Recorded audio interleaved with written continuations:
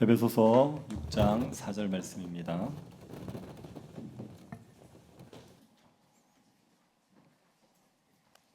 에베소서 6장 4절 말씀 찾으셔서 우리 다 같이 합독을 하도록 하겠습니다.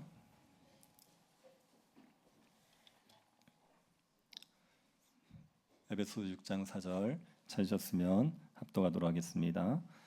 또 아비들아 너희 자녀를 노엽게 하지 말고 오직 주의 교훈과 훈계로 양육하라. 아멘. 최근에 인기를 끈 드라마가 하나 있습니다. 복싹소가수다라는 드라마가 있습니다. 복싹소가수다라는 이름 뜻은 완전히 속았습니다 그런 의미가 아니라 수고가 많았습니다 그런 제주도 방언입니다. 드라마를 보고 나면 왜 이 드라마 제목이 복싹소가수다인지를 알 수가 있습니다. 주인공은 가난한 해녀의 딸로 태어났습니다. 그런데 공부를 잘해서 대학도 가고 그리고 시인이 되는 게 꿈이었습니다. 열심히 이렇게 그런 꿈을 꾸고 있었는데 어머니가 일찍 돌아가시게 됩니다. 그래서 아무도 없는 상태에서 자기를 좋아해주는 동네 오빠가 있어서 그 오빠랑 결혼을 하지요. 결혼하는데 가난한 이제 부부로 사는 겁니다.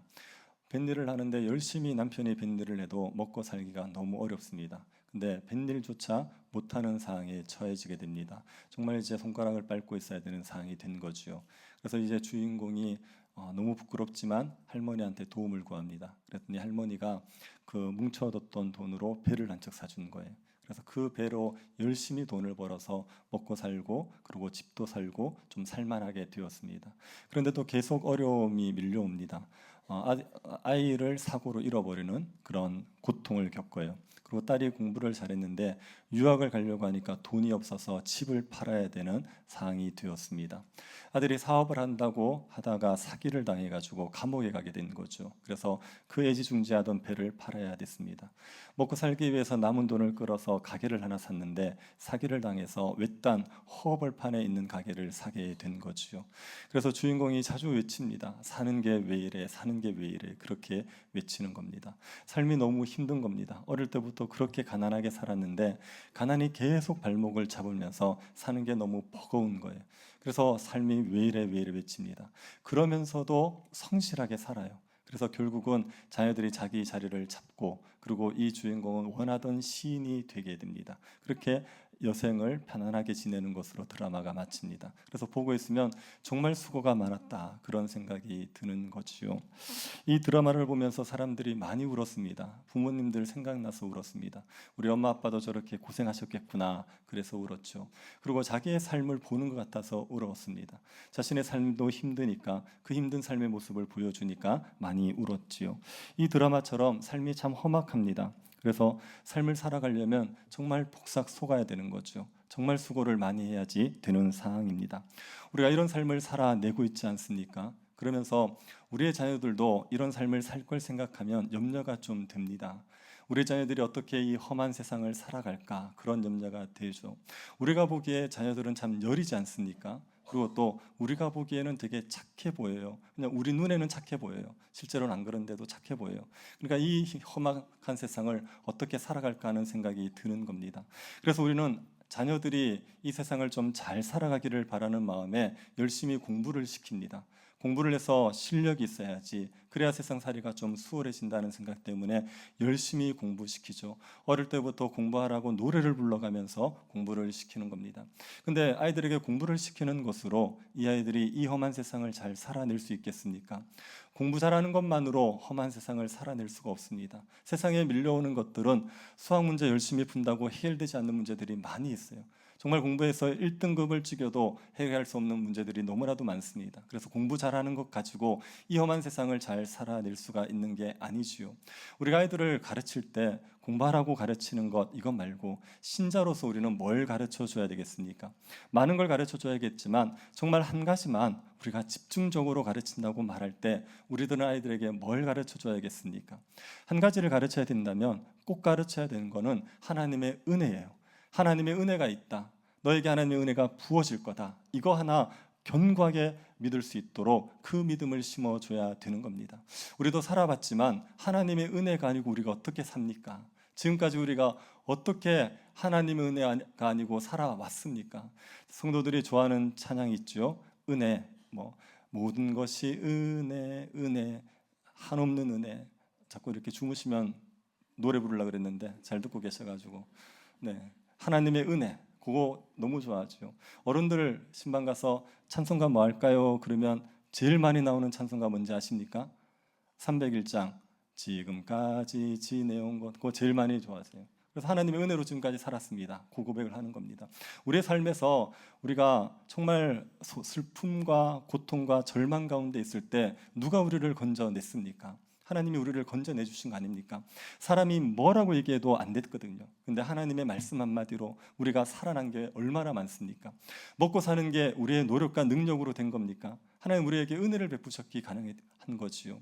우리 삶에 여러 문제들이 많았는데, 정말 감당하기 힘든, 정말 입에서 단내가 날 만큼 힘든 문제들 많았는데, 그런 문제들을 하나님의 은혜로 다 이겨낸 거 아닙니까? 그래서 우리가 은혜로 산 겁니다. 그렇기 때문에 우리 자녀들도 그 은혜를 믿고 살아가도록 가르쳐줘야 되지요. 하나님의 은혜가 있어서 네가 살아갈 수 있다, 너에게 하나님의 은혜가 부어질 거다, 이것을 자꾸만 가르쳐줘야 됩니다. 우리가 삶이 힘드신 분들에게도 이 하나님의 은혜를 자꾸 가르쳐 주시는 게 유익합니다. 지금 힘들고 어려운 삶들을 보면 문제들이 많아요. 그래서 이렇게 해라, 저렇게 해라, 그렇게 얘기하는 것으로 도움이 되지 않습니다. 네가 참 부족하고 문제가 많고 연약하지만 그래도 하나님의 은혜가 있을 거야, 하나님의 은혜가 너에게 부어져, 이걸 가르쳐 주는 게 그 사람들이 살아나는 데 도움이 되는 겁니다. 우리 자녀들에게 하나님의 은혜를 가르쳐 줘야 됩니다. 하나님의 은혜를 가르치기 위해서 우리가 어떻게 해야 됩니까? 우선 기억할 것은 자녀들의 양육의 책임이 부모에게 있다는 것을 우리가 반드시 인식해야 됩니다. 자녀들을 어디 위탁해서 자녀들의 교육을 맡길 수 없습니다. 학교에 보내서 학교에 맡기거나 아니면 우리가 교회에 보내서 교회에서 책임져 달라고 맡길 수가 없습니다. 오늘 본문 보시면은 자녀를 양육하라고 얘기하면서 누구에게 이 권면을 주고 있습니까? 아비들에게 주고 있죠. 아버지들에게 주고 있는 겁니다. 그래서 아버지들이 자녀 양육에 책임이 있는 거죠. 엄마들은 안 해도 되는 거죠? 그건 아니죠. 이거는 아비라고 얘기할 때 부모를 지칭하는 겁니다. 그래서 아버지가 믿으시면 아버지가 자녀 교육에 총대를 매셔야 돼요. 그러나 어머니도 같이 하시는 겁니다. 그래서 부모들에게 자녀 교육에 책임이 있는 겁니다. 자녀들에게 하나님을 가르치는 일은 것은 말로만 되지 않습니다. 교회 가서 성경 공부한다고, 교회에서 예배 드린다고 이것만으로 하나님에 대해서 알아가는 게 충분한 게 아닙니다.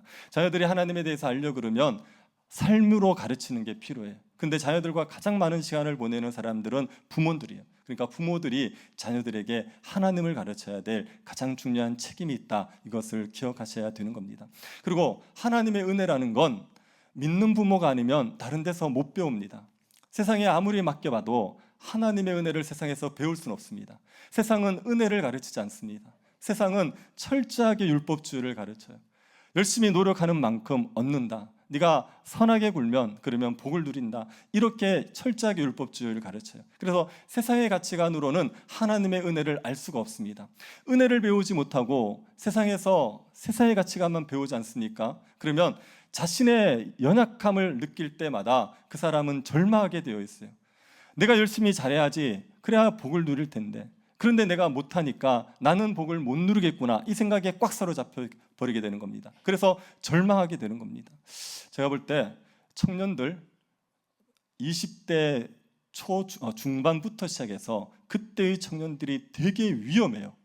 그때의 청년들은 우울증 걸리기엔 너무 좋은 상황에 놓여 있습니다. 자신의 노력과 능력으로 이 사회의 장벽을 뛰어넘을 수 없어요. 뭐 다른 사람들이 누리고 있는 것들 그거 조금이라도 누려보려고 그러면요 죽을 고생을 해야 되거든요. 그렇기 때문에 발버둥 쳐야 되는데, 그런데 자기에게 그럴 능력이 없다는 생각 때문에 절망감이 밀려와서 우울증과 공황장애에 시달리기 너무 좋은 때가 20대 중반입니다. 그래서 뭐 개인적인 부탁을 드리면 20대 중반은 건드리지 마십시오. 그리고 교회에서 와서 이상하게 막 졸고 막 이상한 짓 하더라도 웬만하면 건드리지 마십시오. 지금 자기 안에 지금 사망의 고통이 얼마나 많은지 몰라요. 자기 이 세상 가치관에만 사로잡혀 있으면 그러면은 그 사람은 절대로 이 세상 가운데서 소망을 가지고 살아갈 수 없습니다. 하나님께서 우리에게 은혜 베푸신다는 걸 알아야 돼요. 그걸 누구에게 배우겠습니까? 믿는 부모에게 배우는 겁니다. 믿는 부모에게 네가 부족하지만 그러나 하나님께서 너에게 은혜를 주실 거야. 하나님께서 너를 돌봐주실 거야. 너를 사랑해 주실 거야. 이것을 배울 수가 있습니다. 그래서 믿는 부모만이 자녀에게 이 은혜를 가르칠 수 있다. 이것을 기억하셔야 됩니다. 그리고 은혜를 가르치실 때 두 가지의 원칙을 지키셔야 됩니다. 우리 4절 다시 한번 읽어보겠습니다. 6장 4절입니다. 또 아비들아 너희 자녀들을 노엽게 하지 말고 오직 주의 교훈과 훈계로 양육하라. 자녀 교육에 대한 책들이 되게 많고 가르침들이 정말 많아요. 그런데 그 많은 것들을 다 기억하기 어렵더라도 이 두 가지, 정말 성경이 압축적으로 말해놓은 이 두 가지만 잘 기억하고 가르쳐도 자녀 교육을 우리가 감당할 수가 있습니다. 이 구절은 자녀 교육만 위해서 필요하지 않아요. 이거는 영혼들을 돌보는 모든 사람들이 기억해야 될 가르침입니다. 연약한 영혼들을 돌보는 사람들, 교사 역할을 한다든지 구역장을 한다든지 교회의 지도자가 된다든지 모든 사람들이 기억해야 될 겁니다. 이 원칙에 따라서, 이 두 가지 원칙에 따라서 우리가 사람들에게 하나님을 가르치고 은혜를 가르칠 수가 있습니다. 첫 번째 할 일은 뭐냐면 자녀를 노엽게 하지 않는 겁니다. 자녀의 마음에 분노를 심으시면 안 됩니다. 자녀들 중에 아버지에 대해서, 어머니에 대해서 분노를 가지고 있는 아이들이 있어요. 그래서 아버지 얼굴만 보면 화가 나고 또 어머니와 몇 마디만 섞어버리면 언성이 높아지게 되는 그런 자녀들이 있습니다. 아이들의 마음에 노가 심어져 있는 겁니다. 노가 심어져 있으면 훈육 자체가 되지 않아요. 자녀가 부모에 대해서 노하고 있는데 부모의 말이 귀에 들리겠습니까? 그렇기 때문에 자녀들을 훈육하기 위해서 절대로 노하게 하지 말아야 되는 겁니다. 그리고 자녀들에게 은혜를 가르치기 위해서 자녀들에게 노엽게 하지 말아야 됩니다. 여러분, 자녀들에게 은혜를 가르친다는 건 이런 겁니다. 하나님이 너에게 은혜를 베푸신다 이렇게 할 때 너를 하나님이 조건 없이 사랑한다는 거예요. 네가 선한 일을 하고 네가 예쁜 짓을 해야지만 사랑하는 게 아니라 네가 엉터리 같아도, 네가 죄를 지어도 그래도 하나님은 너를 변함없이 사랑해. 너에게 항상 하나님께서는 사랑을 베푸시는 분이야. 이걸 가르치는 게 하나님의 은혜를 가르치는 거란 말입니다. 그런데 그런 사랑을 어디에서 맛보겠습니까? 이건 부모에게서 맛볼 수 있는 거예요. 부모가 아무 조건 없이 사랑해 주면, 부모가 자녀가 죄를 짓고 잘못했을 때라도 그래도 사랑한다는 것을 보여주면, 그러면 조건 없는 사랑을 부모에게서 배우게 되는 거죠. 그래서 하나님이 너를 아무 조건 없이 사랑하셔 이렇게 얘기해도 그 말이 뜬구름 잡는 것처럼 느껴지는 게 아니라 내 부모가 나를 사랑하는 것처럼 그렇게 하나님 나를 사랑해 주는구나, 그렇게 알게 되는 겁니다. 부모가 자녀에게 자꾸 노엽게 하면 자녀는 부모가 자기를 사랑하지 않는다고 생각해요. 그래서 부모도 나를 사랑해 주지 않는데 하나님이 나를 사랑해 줘? 내가 이렇게 예쁘지 않은데 나를 사랑해줘? 이게 마음에 잘 받아들여지지를 않는 겁니다. 그래서 아무 조건 없이 자녀들을 사랑해 주셔야 하나님의 은혜를 가르치기가 쉬워지는 겁니다. 미국의 기독교 심리학자인 댄 알렌더라는 분이 있어요. 댄 알렌더라는 이분은 30여 년간 많은 사람들을 상담했습니다. 그러고 나서 어떤 사람들이 기독교 신앙을 가지고 그리고 바르게 살아가는지를 이제 나름대로 분석을 해본 겁니다. 근데 대체적으로 다 그런 건 아니지만 대체적으로 기독교 신앙을 가지고 바르게 살아가는 사람들은 두 가지 질문에 대해서 이렇게 대답한답니다. 당신의 부모가 당신을 사랑하십니까? 사랑합니까? 그러면 주저하지 않고 네, 그렇게 얘기하는 거예요. 그러면 당신의 부모는 당신이 원하는 걸 다 들어줬습니까? 그렇게 물었을 때 노라고 대답하는 거예요. 부모가 자기가 원하는 걸 다 해주지 않았다. 그런데도 불구하고 부모는 나를 사랑한다고 확신하는 겁니다. 부모가 나를 노엽게 하지 아니하고 끊임없이 사랑해 주니까 부모의 사랑을 확신하게 되는 거죠. 그렇게 부모의 사랑을 확신할 수 있도록 노엽게 하지 않도록 애쓰셔야 됩니다. 자녀를 노엽게 하지 않기 위해서 언제 자녀가 노여워지는지를 우리가 알아야 되죠. 우리가 자라봤기 때문에 다 알아요. 근데 부모가 되면 다 잊어버려요. 자기는 마치 그런 적 없는 것처럼 다 잊어버립니다. 그래서 이런 것들을 좀 기억해 두시면 도움이 됩니다. 자녀들은 언제 화가 나냐면 부모들의 훈육이 합리적이지 않을 때 굉장히 화를 내게 됩니다. 비합리적인 훈육을 하게 되면 화가 나야 돼요. 어떤 걸 해야 되고 어떤 걸 하지 말아야 되면 이유가 분명해야 됩니다. 합리적인 이유가 있어야 되는 겁니다. 아이에게 합리적인 이유를 제시하고 이렇기 때문에 해라 마라 이렇게 얘기해 줘야지 아이들이 그 훈육을 받아들인단 말입니다. 그런데 합리적인 설명이 없어요. 그냥 하라는 겁니다. 무턱대고 하라는 겁니다. 그러면 아이들은 노하게 되어 있습니다. 자녀들을 훈육할 때는 이유가 제시돼야 돼요. 명확하게 분명하게 합리적인 이유가 제시되어야 됩니다. 그런 이유를 제시하실 수 있는 훈육을 하셔야 아이들을 노엽게 하지 않을 수가 있습니다. 그리고 어떤 것을 결정할 때 부모 마음대로 결정하시면 안 됩니다. 우리가 선과 악의 문제에 대해서는 선택의 여지가 없어요. 선을 택해야 되는 겁니다. 그런데 선과 악의 문제가 아니라 이래도 되고 저래도 되는 문제들이 있어요. 자녀들이 얼마든지 선택할 수 있는 문제가 있습니다. 그런 문제에 대해서는 자녀에게 선택권을 줘야지요. 치마를 입어도 되고 바지를 입어도 되는데 굳이 나는 치마 입은 모습이 좋아, 그래서 치마를 강요하지 않는 겁니다. 취업을 해도 되고 교사도 해도 되고 그러면 자녀가 선택할 수 있게 해주는 겁니다. 제가 고등부 사역할 때 어떤 부모님이 저에게 묻더라고요. 애가 고등학교를 가고 싶어 하는데 두 개의 고등학교 중에 선택하는데 부모 생각에는 A가 좋다는 거예요. 근데 아이는 B를 가고 싶다고 얘기하는 거예요. 그래서 어떻게 하면 좋겠습니까? 그랬습니다. 그래서 제가 당연히 대답했죠. 애가 원하는 대로 가게 하라. 3년 동안 학교를 누가 다닙니까? 부모님이 다닙니까? 애가 다닙니까? 애가 다닐 거 아닙니까? 그 애가 다니면 그 애가 원하는 대로 선택해서 가야 불만이 없죠. 부모가 밀어 넣어서 다니라 그러면 나중에 입이 대빨 나올 거 아닙니까? 그러니까 그런 것들은 이래도 되고 저래도 되는 것들은 자녀에게 선택권을 줘야 돼요. 그래서 부모 마음대로 하려고 하지 않고 자녀의 의사를 존중해 준다는 그런 태도를 보여줘야 됩니다. 그리고 부모가 자기중심적이 되면 안 됩니다. 마치 나를 위해서 이런저런 것을 요구한다, 이런 인상을 주면 안 되는 겁니다. 아이가 굉장히 버릇없는 행동을 했습니다. 그럴 때 훈육하면서 이렇게 얘기할 수 있죠. 네가 이렇게 얘기하면 엄마가 뭐가 돼? 아빠의 체면이 어떻게 돼? 이렇게 얘기할 수 있잖아요. 그렇게 얘기하면 중심은 부모에게 있는 거예요. 그러면 자녀들은 부모가 자기를 위해서라고 이렇게 요구한다고 생각하는 겁니다. 그렇게 되면 훈육이 되지 않아요. 아이에게 철저하게 초점이 맞춰야 되어 있어요. 아이의 유익을 위해서. 네가 이렇게 행동하면 네가 사람들에게 미움을 받아. 네가 이렇게 행동하면 네가 힘들어져. 그러니까 하지 마. 그렇게 자녀 중심으로 해야 됩니다. 훈육은 아이의 유익을 위해서입니다. 이 아이를 통해서 내가 뭔가를 얻으려는 생각을 가지고 훈육하게 되면 아이가 반발하게 되어 있어요. 그러지 말고 철저하게 아이의 유익을 위해서, 아이의 유익을 생각하면서 훈육한다는 것을 보여줘야 되는 겁니다. 그리고 부모가 변덕스러우면 안 되지요. 부모가 기준이 이랬다 저랬다 하면 안 됩니다. 어떨 때는 됐는데 어떨 때는 안 된다고 얘기하는 거예요. 어떨 때는 밤늦게까지 폰을 보는 게 허용이 됐어요. 근데 어떨 때는 또 안 된다고 얘기하는 겁니다. 그렇게 기준이 왔다 갔다 해버리면, 변덕스러워 버리면 아이들은 노하게 되어 있습니다. 그리고 아이들에게 화를 내면은 아이들은 노엽게 되지요. 아이에게 옳은 얘기를 할 때라도 화를 내면서 하면 안 됩니다. 그러면 아이들은 옳은 얘기를 받아들이는 게 아니라 화라는 감정 때문에 같이 화를 내면서 반응하게 되어 있습니다. 그래서 자녀를 훈육할 때 화가 나면 훈육을 하지 마셔야 됩니다. 멈추셔야 됩니다. 내 마음에 분노가 일어났을 때는 어떤 선한 결과를 내기가 어렵습니다. 마음에 분노가 있는데 그 상태에서 아이를 훈육해서 선한 열매를 맺을 수가 없어요. 그러니까 분노가 일어났을 때는 훈육을 멈추시고 분노를 가라앉히셔야 됩니다. 그러고 나서 훈육을 해야 부작용이 없는 겁니다. 그리고 어떤 것을 아이에게 책망할 때 성급하게 판단하시면 안 돼요. 아이에게 물어보셔야 됩니다. 왜 그런지를 물어보시고 나서 뭐가 잘못됐는지를 인지시키고 그러고 나서 아이를 훈육해야 됩니다.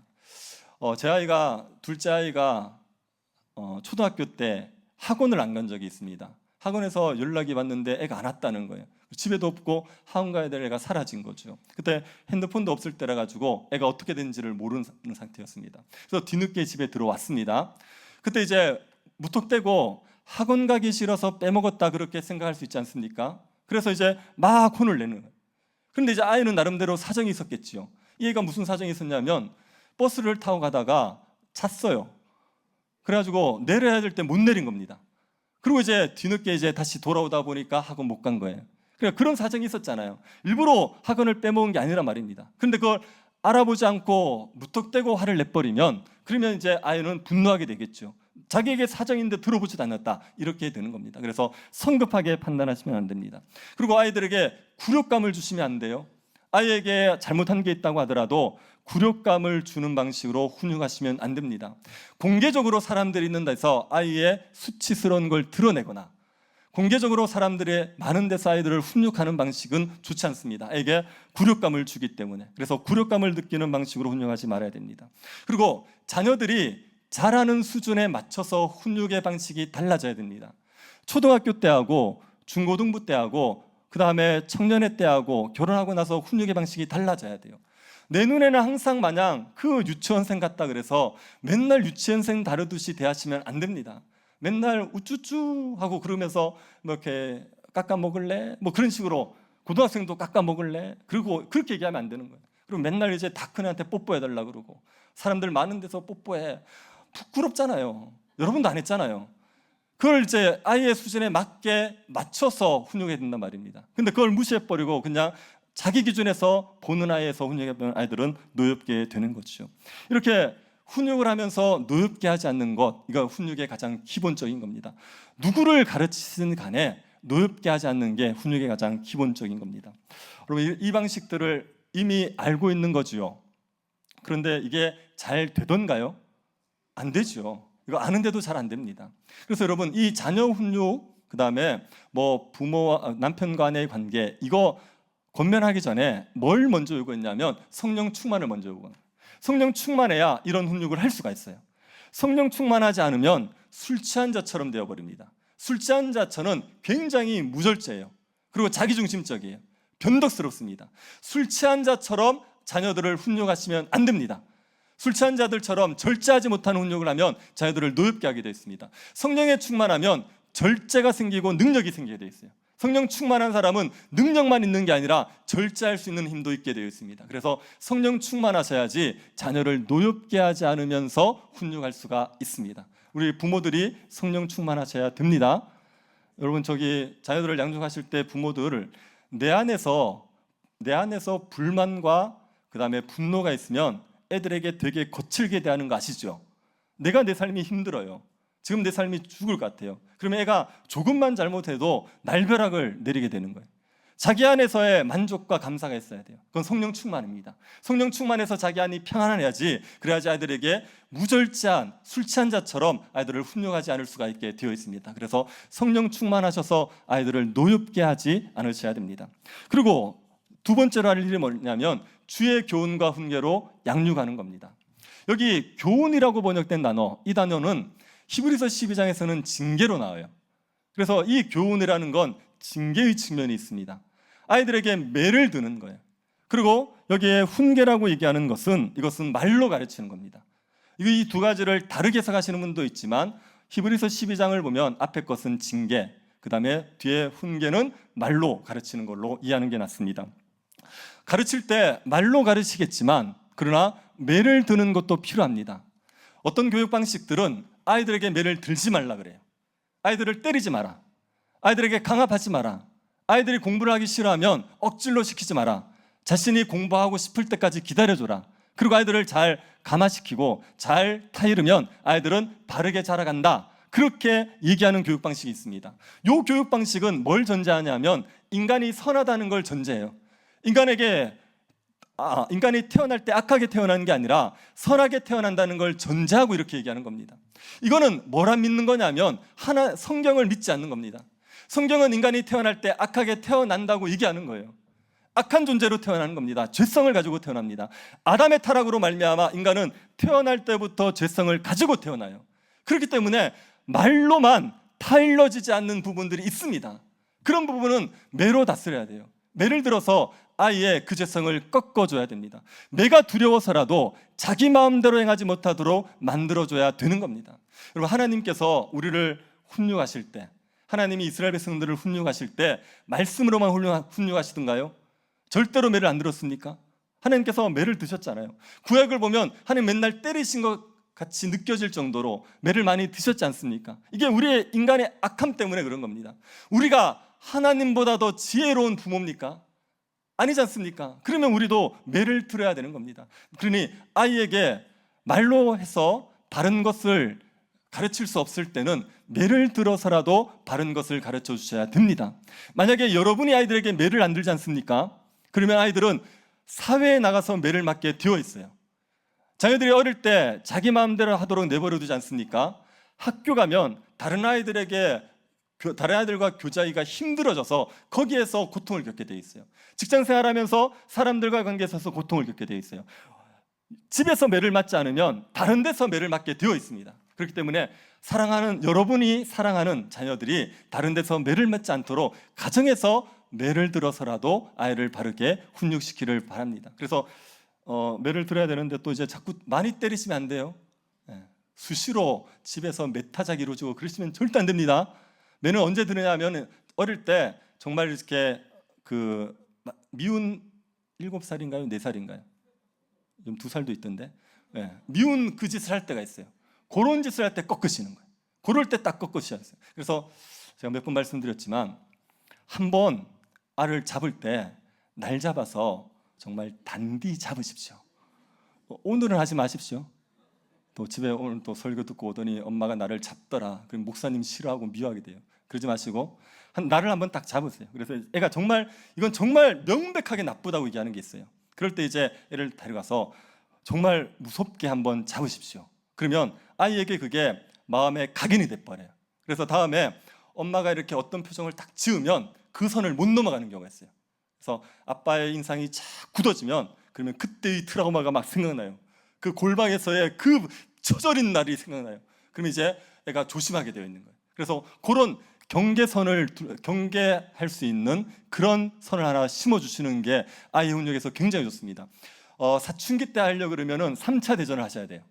그때는 이미 늦어요. 그때는 못 건드립니다. 그때 괜히 건드렸다가는 집안이 난리가 나게 돼 있어요. 그래서 어릴 때 하셔야 됩니다. 어릴 때. 그리고 이제 너무 컸다 싶을 때는 그러면 그 때리는 방식 말고 다른 방식으로 어떻게 훈육하는 방식을 찾으셔야 됩니다. 그러나 매가 필요할 때 매를 드셔야 됩니다. 그리고 매를 들기 전에 말로 가르치는 걸 충분히 가르쳐야 됩니다. 아이들에게 훈육하는 것들, 교훈하는 것들을 충분하게 하셔야 됩니다. 아이들에게 가르칠 때 뭘 가르쳐야 되냐면 말씀을 가르쳐야겠죠. 하나님의 말씀을 가르치는 게 중요합니다. 아이들이 인생의 기준이 되는, 선과 악의 기준이 되는 것이 말씀이기 때문에 말씀을 가르치셔야 되는 겁니다. 자녀들에게 말씀을 가르치라고 얘기하면 부모들이 주로 생각하는 게 뭐냐면 집에서 가정 예배 드리는 거예요. 큐티 시키는 겁니다. 성경 공부를 하는 겁니다. 요거를 주로 생각하는 겁니다. 이 방식이 자녀들에게 먹히는 시기가 있습니다. 아이들에게 큐티를 시켜도 잘 따라오고요. 성경 공부하자 그래도 잘하고 예배를 드리자 그래도 잘할 때가 있어요. 그럴 때 하시는 거 아무 문제 없어요. 그리고 여러분의 자녀들이 청소년이 되었는데 청년이 되었는데도 가정예배 드리자 잘 따라온다 훌륭하신 겁니다. 하시면 됩니다. 큐티 잘 따라온다 하시면 되는 거예요. 그런데 애들이 안 따라올 수 있잖아요. 안 따라올 때는 어떻게 해야 됩니까? 이거를 강압하시면 안 돼요. 말씀을 가르치거나 하나님을 가르치거나 신앙에 대해서는 강압하시면 안 됩니다. 신앙은 절대로 강압적인 방식으로 가르치시면 안 돼요. 이건 꼭 기억하십시오. 애가 싫어하는데 억지로 시키려고 하면 안 됩니다. 신앙의 교육이 힘들고 지루하고 따분한 것이라고 느끼게 만들면 안 되고, 신앙의 교육이 정말 유익하고 재미있고 좋은 것이구나 이런 느낌을 줄 수 있도록 신앙 교육을 행하셔야 됩니다. 그래서 하기 싫은 걸 억지로 강요하는 방식으로 하지 마시고, 여러분이 시간을 정해놓고 훈육하는 게 어려우면 그 방법 말고 다른 방법을 찾으셔야 됩니다. 어떻게 하냐면 일상에서 가르치는 방법을 찾으셔야 돼요. 자녀들을 주의 교훈과 훈계로 양육하기에 가장 좋은 방법은 부모들이 그렇게 사는 거예요. 부모들이 본을 보이는 게 가장 좋은 방법입니다. 뭐 주의를 지켜라, 거짓말하지 말라, 교통법규 잘 지켜라 맨날 얘기하는 것보다 부모가 그렇게 살아가는 삶의 모습을 보이면 아, 저렇게 살아야 되는구나, 이게 너무나도 좋은 훈육이에요. 그러니까 말로 가르치는 것 이전에 우리의 삶으로 가르치는 게 있기 때문에 부모들이 먼저 그렇게 살아가시는 것, 이게 훈육에서 일상에서 가르칠 수 있는 좋은 방식인 겁니다. 그리고 일상적인 대화 가운데서 자녀들에게 말씀을 가르칠 기회를 얻으실 수 있어요. 그냥 평범한 일상을 얘기하다가도 하나님의 말씀을 딱 가르칠 기회를 얻을 수 있죠. 제가 예전에 중고등학생 때 그때 이제 친구 집에 갔는데 친구 부모님이 예수님을 믿는 분이셨어요. 그래서 그 부모님이 저랑 같이 앉아 뭐 이렇게 얘기를 하다가 마당에 보니까 감나무가 있는데 감나무의 겨울에 감 몇 개를 남겨놓은 겁니다. 그거 뭐라 그러죠? 까치밥 그러죠. 그래서 까치밥을 남겨놓는 거예요. 새들 먹으라고. 그래서 그거 딱 보면서 얘기하고 있다가 그 어머니가 그렇게 얘기하더라고요. 성경에도 저 비슷한 거 있다고. 뭐겠습니까? 예, 밭에 내 모퉁이를 베지 말고 둬라. 그 다음에 이삭은 줍지 말고 둬라. 있잖아요. 가난한 자를 배려하기 위한. 그게 있다고 얘기해 주시는 거예요. 제가 그때는 그걸 몰랐던 때인데 그 얘기를 들으니까 그런 게 있구나라고 알게 되더라고요. 그렇게 일상적인 얘기를 하다가도 이렇게 자연스럽게 하나님의 말씀에 대해서 알려줄 수 있죠. 동생이 형에게 한 대를 맞았어요. 그러면 동생은 어떻게 하고 싶습니까? 때리고 싶겠죠. 한 대를 때리고 싶을까요? 두 대를 때리고 싶을까요? 아니요, 끌어묻고 싶을 겁니다. 그럴 거예요. 그럴 때 이제 뭘 가르쳐 줄 수 있습니까? 동해보복복이 있다. 율법에 보면 이는 이로, 그 다음에 눈은 눈으로 동해보복이 있다. 그래서 너 형한테 한 대를 맞았으니까 한 대는 갚을 수 있다. 그런데 그 율법은 보복하는 걸 넘어서서 원수를 사랑하기를 요구한다. 그래서 네가 형을 용서하면 너는 너무나도 훌륭한 아이다. 여러분 표정이 됩니까? 그런 표정인데 하여튼 그렇게 가르치는 거예요. 그렇게. 그래서 일상적인 대화 가운데서 아이들에게 율법을 가르치는 방식이 있단 말입니다. 그리고 질문을 할 때가 있어요. 애들이 물어볼 때. 그때는 너무 좋은 기회죠. 애들이 물었지 않습니까? 그러면 그때는 아이들에게 하나님의 법을 가르칠 수 있는 거죠. 왜 공부를 해야 돼요? 이렇게 물으면 우리가 세상적인 방식에 따라서 말하지 말고 공부를 해야지 네가 결혼을 잘하고 잘 살고 좋은 차 타고 뭐 그렇게 얘기하지 말고 공부를 네가 해야지, 그래야지 이웃을 도우면서 하나님을 영화롭게 할 수 있는 거야. 이 세상이 죄로 망가졌기 때문에 네가 공부를 해야지, 그래야지 이 세상을 아름답게 만들 수 있을 거야. 그런 하나님의 말씀들을 가르칠 수가 있는 겁니다. 물을 때, 그때 가르칠 수 있는 기회예요. 근데 여러분, 자기가 물었을 때 그때 기회다. 그래가지고 질문을 10초를 했는데 10분을 설명한다든지, 날 잡았다 그래서 창세기부터 요한계시록을 30분을 강의하고, 그러시면 안 됩니다. 그러면 다시는 안 물어요.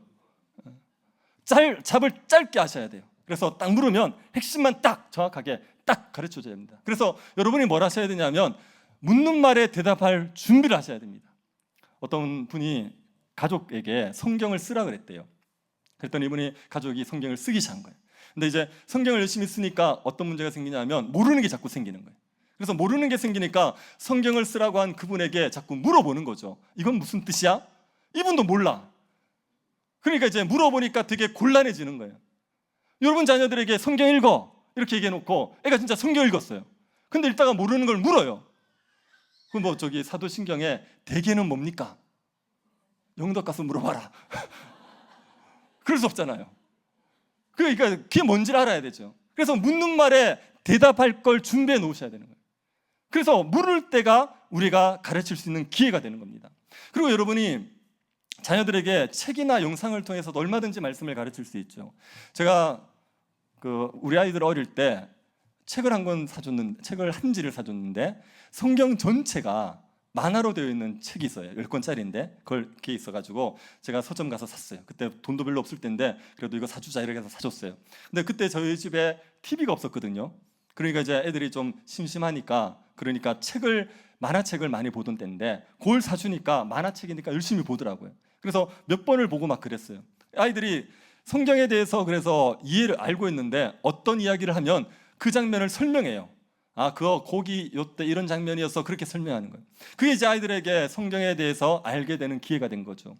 그리고 요즘은 영상이 너무 잘 나와 있지 않습니까? 지금 미국에서 히트를 치고 있는 그 애니메이션이 하나 있습니다. 예수님의 일생에 대한 애니메이션인데 한국 사람이 만들었어요. 근데 이게 미국에서 히트를 치고 있어서 굉장히 흥행을 하고 있습니다. 한국에도 곧 개봉을 한대요. 그러면 그런데 애들 데리고 가서 같이 보면서 예수님에 대해서 아이들이 알 수 있게 만들어주는 거죠. 이게 일상적인 생활에서 가르치는 겁니다. 밥 먹을 때 기도하는 거 너무 좋은 교육이지 않습니까? 그리고 아이가 시험 치게 되면 아침에 애 붙잡고 기도해주고, 그리고 아이가 큰 일을 앞두고 있으면 같이 기도하고, 이런 것들을 통해서 우리가 얼마든지 자녀를 가르칠 수가 있는 겁니다. 그래서 여러분, 다양한 방법으로 신앙교육을 이루어지도록 하십시오. 아이들에게 신앙교육이 지루하고 힘든 것이라는 생각을 가지기보다는 아이들이 신앙교육을 즐거워할 수 있도록 그 신앙교육에 대해서 여러 방법들을 일상 가운데서 사용하실 수가 있습니다. 그렇게 해서 가르치면서 여러분이 뭘 가르치셔야 되냐면 율법을 가르치시면서 복음을 반드시 가르치셔야 됩니다.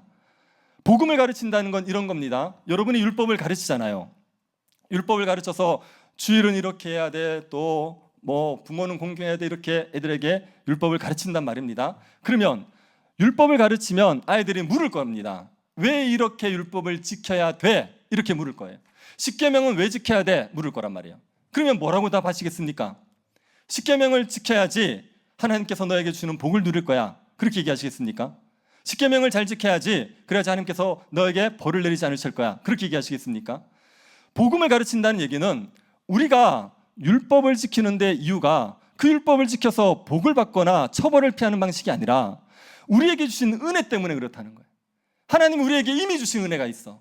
하나님 우리를 사랑하셔서 우리를 자녀 삼으셔서 우리에게 하늘의 신령한 모든 복을 주셔서 우리가 그 복을 받았으니 그러니 이렇게 살아야 되지 않겠니? 이게 복음을 가르치는 겁니다. 그래서 내가 뭘 해야 되는 걸 가르치기 전에 하나님이 우리에게 하신 일을 충분히 가르쳐 주셔야 돼요. 우리에게 베푸신 은혜가 많단 말입니다. 너희가 이렇게 은혜를 받았는데, 네가 이렇게 큰 은혜를 누렸는데 거기에 합당하게 살아가야 돼. 이렇게 가르치는 게 복음을 가르치는 겁니다. 그래서 여러분, 죄와 우리의 책임, 심판 이런 것들보다 먼저 하나님의 은혜에 대한 강조를 하시는 겁니다. 그리고 아이들이 율법을 가르쳐줬더니 못 지키겠다고 얘기해요. 형을 미워하면 안 돼. 근데 미워 죽겠다는 거예요. 친구들 싸우면 안 돼. 근데 자꾸 싸우게 된다는 거예요. 거짓말하면 안 돼. 거짓말하게 된다는 겁니다. 그럴 경우에 뭐라고 얘기했습니까? 아이가 율법을 지키고 싶은데 못 지키겠어요. 너무 어려워요. 그렇게 얘기했을 때 뭐라고 얘기해 주는 게 복음적인 답이 되겠습니까? 그때 여러분 뭐라고 얘기하셔야 되냐면, 그래, 네가 율법을 못 지키는 거 맞아. 나도, 아빠도, 엄마도 율법 잘 못 지키겠어. 우리는 율법을 잘 못 지키는 사람들이야. 그래서 우리에게 필요한 게 예수 그리스도야.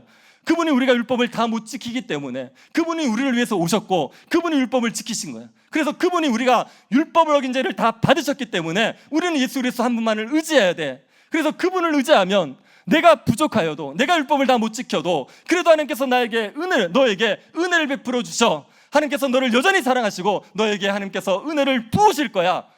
이걸 가르치는 게 복음을 가르치는 겁니다. 네가 그렇게 사니까 하나님의 복을 받겠냐, 이렇게 얘기하시면 안 돼요. 주일날 그렇게 예배 똑바로 안 드리고 맨날 졸고 늦고 말씀도 안 보고 기도도 하는데 어떻게 복을 누려? 그렇게 얘기하면 애를 죽이는 겁니다. 그래, 나는 이렇게 엉터리니까 하나님 나 사랑하지 않아, 이렇게 돼버리는 거예요. 아니요, 여러분은 잘했습니까? 약간 열이 받아오르네요. 여러분은 잘 살아서 복을 누렸습니까? 얼마나 우리가 엉터리 같았는지 알지 않습니까? 우리의 지난 여름 행한 일들을 다 알지 않습니까? 그런데도 하나님의 은혜로 우리가 누렸단 말입니다. 예수 그리스도 때문에, 그분의 공로 때문에 우리가 은혜를 누린 거라고요. 그러니까 여러분의 자녀들에게도 네가 율법을 못 지키는 거, 그래, 맞아. 그것 때문에 그리스도가 필요한 거고 그리스도를 의지하면 하나님의 은혜가 너에게 부어져. 하나님 너를 사랑하셔. 너에게 함께 하셔. 너에게 은혜 베푸실 거야. 이걸 여러분 가르치시기를 바랍니다. 그래서 애들이 하나님의 은혜를 기대하게 만드십시오. 여러분, 내가 엉터리 같지만, 내가 죄를 짓지만, 내가 너무나도 부끄럽지만 그래도 그리스도 안에 있는 나에게 하나님께서 은혜를 부으실 거야. 내가 그리스도를 의지하면 나를 사랑하실 거야. 이 기대감을 가지게 만드셔야 되는 겁니다. 아이가 학교를 가기 전에 막 두려워할 수 있습니다. 그러면 얘기하십시오. 하나님의 은혜가 너에게 부어질 거야. 하나님 반드시 너에게 은혜 베푸셔. 두려워하지 마, 염려하지 마. 너 하나님의 은혜로 학교생활 잘할 수 있어. 아이가 군대를 가게 됩니다. 군대 가면 하나님께서 너를 보호하실 거야. 하나님이 너를 눈동자처럼 지키실 거야. 저 교회도 똑바로 안 나왔고 신앙생활 똑바로 하지 않았는데요. 알아. 그래서 예수님이 너를 위해서 죽으신 거야. 그 그리스도 때문에 너에게 하나님의 은혜가 부어지는 거야.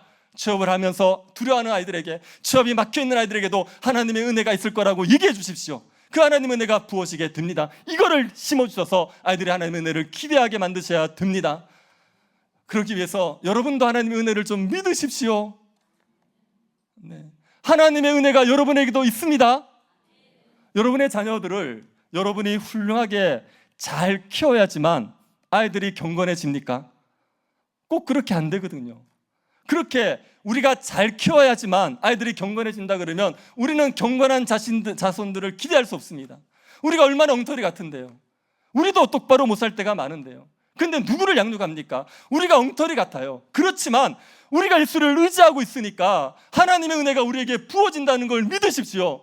여러분의 자녀들에게 하나님의 은혜가 부어집니다. 여러분이 맡은 그 영혼들에게 하나님의 은혜가 부어집니다. 우리의 어떠함 때문이 아니라 하나님의 은혜, 예수 그리스도 안에 있는 하나님의 은혜 때문에 우리가 은혜를 누릴 수가 있습니다.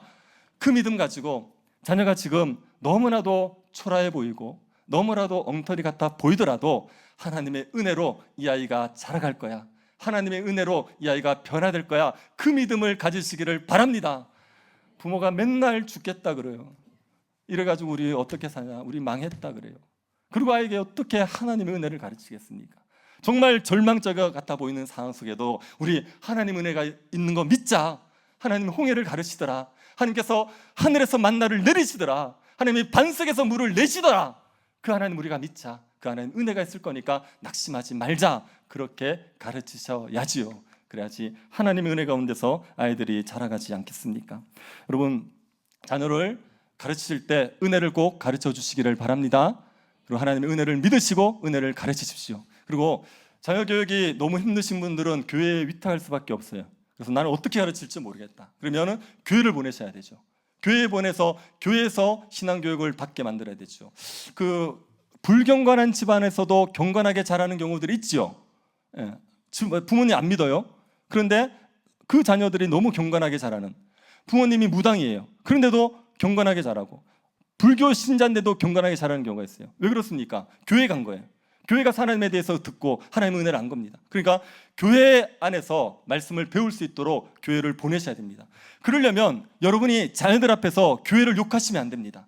교회 욕하고 교육자 욕하고 그래놓고 아이들에게 교회 가라고 얘기하면 안 먹혀요. 애들이 교회 가기 싫어하게 됩니다. 그러니 교회를 욕하지 마십시오.